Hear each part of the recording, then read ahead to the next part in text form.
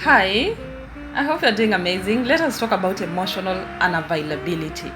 People who are emotional unavailable, it's either one of trauma, they were brought up in a household where no one was emotionally available for them, and that's why you don't know how to be emotionally available to other people. Or maybe you could have been brought up in a household where vulnerability, number two now, fear of vulnerability. For example, me, I was brought up in a household where vulnerability was termed to be weakness. I had to be very stoic at an early age.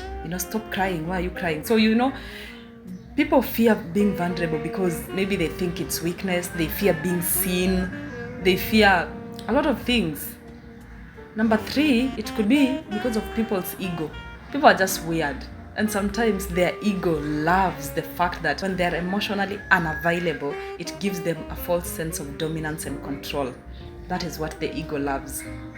And majority of the relationships are affected by the latter.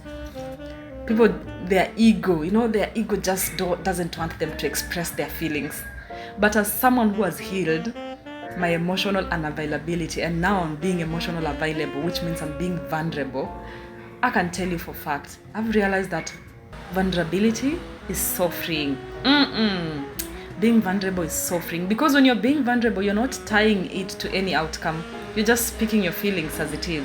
When you're holding your emotions because of your ego, you're being a prisoner of your feelings. Yeah, the ego loves that, but at the end, you'll have to face that you just didn't say what you wanted to say, you didn't express. Like, we are human beings, those faces come. But until you realize that you are unavailable emotionally, you'll continue being unavailable. Number one is awareness, taking note. For me, I just had an awareness that I was emotionally unavailable, and I knew it was stemming from my childhood. That was from my trauma. And now I'm so free. I love the way I'm just being vulnerable. Oh, feels good. Being a girl and you're being brought up to be very stoic. I don't want. No, that's not the struggle I want. Being vulnerable is not weakness. It is freeing. Bye.